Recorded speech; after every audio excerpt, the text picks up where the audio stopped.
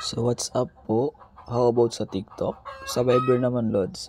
Okay, so tara, let's see if ma-recover natin ang mga messages or mga deleted messages sa lahat ng mga chat apps. Let's go!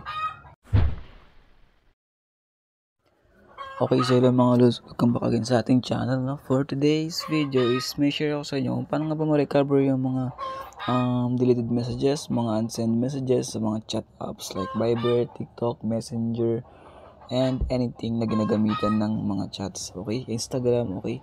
So, pero alam ko yung iba dyan excited na, and di po mahirap gawin yun, napakadali lang. Meron pong dalawang step or 2 ways para gawin yan sa phone ni partner, okay? Pero bago pa lang kayo sa aking channel, mag-subscribe ka na. And kapag nakapag-subscribe ka, thank you so much. Malaking bagay na po sa akin yan. And malaking tulong na po yan. So, start na po tayo agad-agad. Ito patagalin pa, no? Let's go. So, unang-una sa lahat dito is simple lang. Unang way dito is, actually, pwede mo siyang, ang 2 ways na to, pwede siya sa application, or kung kaya mo mag-install ng application, pwede rin sa mismong setting lang ng phone. Kasi may nakalagay po yan dito. May hidden setting yan sa phone natin na pwede mo makarecover ng mga messages, or yung mga Gmails, lahat yan. Actually, okay? So, doon mo tayo sa tawag dito. Sa application or ginagamitan ng application. Disclaimer and remember, gawin nyo po ito sa phone ni partner, wag sa phone nyo. Okay? So, para lang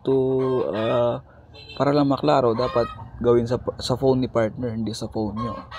Like for example, hiramin mo yung phone ni partner, tapos doon mo na gawin sa phone niya to. Okay? Kaya dapat, huwag mo itong i-skip yung video kasi yung step by step po nito, kapag may na-miss ka is hindi mo po siya magigets. So, ano nga ba yung application na sinasabi o binabanggit ko? Siyempre, pag application ang usapan, Play Store tayo. Ay, remember nga pala, disclaimer lang rin, di ko po sure if gumagana po ito sa mga iOS user or sa mga iPhone user. So, kasi nga po, yung tinuturo ko dito is for Android lang. Pero, try nyo na lang, di ba? Malay nyo naman gumana rin. So, yan, dito tayo sa Play Store. Punta ka lang sa search, tapos dito, search mo lang dito yung unseen. Ayan. Unseen Messenger. Tapos search mo lang ganun. And marami kang makita dito ng mga application. Hari-sari na yan. Na kaya mag-recover ng mga deleted messages. Pero, focus po tayo dito sa recover deleted messages. Click mo lang yan. Ito, di ba? So, dito kasi, kung makikita mo dito, recover and restore deleted messages with WMR, easy to use message recovery app. So, ito yung isa sa mga effective din na naka-recover ng deleted messages. Okay? Pero, ang maganda kasi dito is, kung makikita mo, sa kanyang picture, ayan o, recover instantly, recover deleted messages. So, kung gusto nyo itong i-install, pwede naman. Okay? Nire-recommend ko rin to. Pero kasi, ang pinaka-effective talaga sa lahat nito is, yung back natin yan, is yung unseen, no last seen. Kasi dito, pwede nyo po dito ma-recover lahat ng mga chat apps like sa Viber, sa WhatsApp, sa Instagram, sa Messenger. Okay? So, ang gawin nyo lang dito is simply install nyo lang. Ngayon, paano ko nasabing legit to? Meron siyang 4.5 ratings and meron siyang 10 million downloads. So, dyan pa lang, alam nila agad na kayang-kaya na napaka-legit niya. Kasi kung makita mo, maraming nagtitiwala sa application na to. Diba? Sorry sa boses ko, medyo inububo tayo ngayon.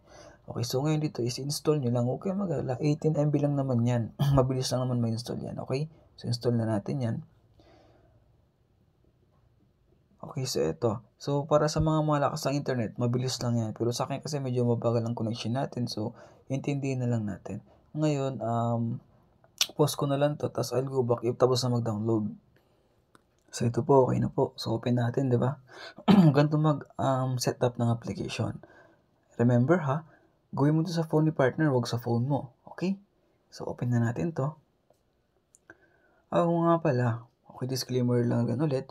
Hindi po ito siya gumagana if gusto mo i-recover yung mga old messages na dati-dati pa na hindi mo na-install yung application na to. Dapat na-install mo muna ang application na to bago siya gagana or bago siya makarecover ng mga messages. Like for example, yung mga message na na-install mo na yung application, tapos message niya ngayon, ayun, nasisave na po yun siya dito, okay? Pero yung dati po na wala pa application na to, hindi pa siya gumagana dun. Okay, dapat yung recent messages lang, na-installed na yung application na to. Pwede mo siya i-pro, okay? Pero sa free lang tayo, diba? Ang importante lang naman dito is yung makarecover siya ng deleted messages.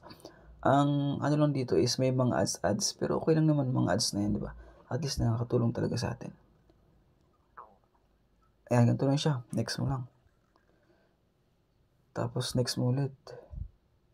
And then next mo again.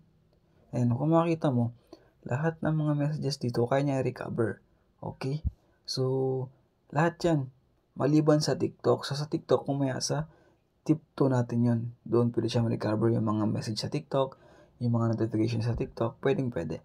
Dito, para po, just to make sure lang na kayang i-recover lahat, make sure mo na i-check mo lahat yan.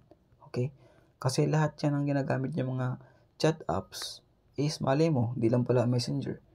Gumagamit siya ng Telegram, ng Instagram, or even ng WhatsApp, or like ito, ayan, mga KakaoTalk, mga Line, diba? So, next mo na lang para sure ka, diba? And check mo na lang lahat. Give authorization. And hanapin mo siya dito. Make sure mo na naka-allow to. Allow mo yan, diba? So, back natin yan. And ito na siya. Ito yung sinasabi kong may kunting application, diba? Close mo lang. Ayan, allow. Tapos, check mo to and then okay. Ayan, kung makikita mo, back mo lang pagka ganyan. Kung makikita mo dito, loads, lahat. Ibig sabihin ng all, lahat na yung mga chat apps nandyan na yan, except TikTok. Ayan, no? Diba kung makikita mo, isa-isay natin. Messenger, WhatsApp, ayan, Viber, Telegram, Instagram, and so on. Diba? So, lahat yan, nakaka-recover na yan. Ngayon, kung gusto mo makita lahat sa all yan, nandyan lahat yan. Pero kung specific lang, like sa Messenger, click mo lang yan. Makikita mo na yung mga recovered messages dyan. So, di po ko makakashow ng proof, pero I can guarantee you that na 100% gumagana po ito. Okay? Assume mo na-install na sa phone ni partner to, ang gagawin mo lang dito is i-hide mo yung application. Kung marunong ka ng hide app sa setting, mas maganda. Pero kasi nga dun, if marunong ka partner mo sa mga ganun, kasi malay mo, binatago na siyang application, hindi mo pala alam. So, wag mo na lang gawin yung hide app. Ang gawin mo na lang dito is yung i-drag mo to, hanapin mo yung pinakamaraming application sa phone niya, tapos doon mo siya ilagay. Okay? Make sure mo lang na yung mga application yan is hindi niya ginagamit. Like for example, sa Google, hindi niya ginagamit halos. Ilagay mo dyan. Ilagay mo siya dyan. Okay? Yan, kung makita mo, di siya mahalata or hindi siya makikita. Okay, yan, nakatago na siya, ito na siya, di ba? So, pagkatapos yan, goods ka na, ibigay mo na sa partner mo, observe mo after 1 week, and then tingnan mo if meron ng mga messages or ibang kausap niya, if na-save na dyan, okay? Dito kasi ang kagandahan, kahit i-send niya pa yung message, edit, or i-delete, i-archive, kahit i-block niya pa yung kausap niya, basta nakausap niya, and naka-install tong application na to, automatic save po yung mga messages nila dyan. Diba? Ganun kalupit to. So, yun po ang tip number 1 natin. So, sa tip 2 natin is di mo na kailangan mag-download ng application pa. Pumunta ka lang sa setting ng mismo ng phone mo. Okay, so iba't iba po tayo ng mga setting. Iba-iba po kasi mga Android phones. Sa akin po ganito. Click mo lang yung setting na yan. Okay. Pagkatapos dito is merong search. Sa search, type mo lang dito yung history. Ayan, as in history talaga. So, wait mo lang. May lalabas dyan. Okay, and ito, notification history. So, click mo lang yan. And then, click mo itong notification history. Ayan. Kung makita mo dito sa akin, may mga nakasave na dyan, okay? So, close lang natin to. Ayan. So, ang gagawin kasi dito is dapat nakakonto sa phone niya. Mas maganda dito, gawin mo yung step 1, and then gawin mo na rin yung step 2 na to. Para automatic lahat talaga masasave talaga. Okay? Para if ever na malaman yung application na yan, makita niya, i-install niya, at least may isa ka pang backup, which is itong NH or notification history. So, open mo lang yan. And then, you're good to go. Goods ka na, ibalik mo na yung phone niya. After 1 week, observe mo. Or after 1 month, or if LDR kayo, pwede naman. After 1 month, after 2 months, dyan mo lahat tingnan. Okay? So, naka-organize naman po yan. Like, for example, sa app ng Viber, isang click mo lang, automatic makikita mo na lahat yan ng mga messages dyan. Okay? Sa Telegram, sa Messenger, sa Instagram, same lang rin. Ganoon lang rin. Naka-organize po yun siya. So, back na natin. May isang step pa yan dito dapat alam mo rin. Okay? Bago tayo mag-insist sa settings. So, click mo yung search na yan. Ayun, kung makita mo may search history, please paki-clear na lang yan para doon niya alam na pinunta mo yung setting na yan. Okay, clear mo lang. So, yan, goods ka na. Check natin ulit. Wala na, diba? So, ayun. Ayun na naman yung dalawang step na I can guarantee you that makakatulong talaga makarecover ng mga deleted messages sa mga lahat ng chat apps, okay, sa Messenger. Kahit mismo doon sa messages ng phone, kaya niya i-recover yan. So, walang kawala. Okay, so yun lang mga lods. If you like the video, please leave a like. Magkatagal pa, no? Till next time. Peace out. Keep safe, everyone. Bye-bye.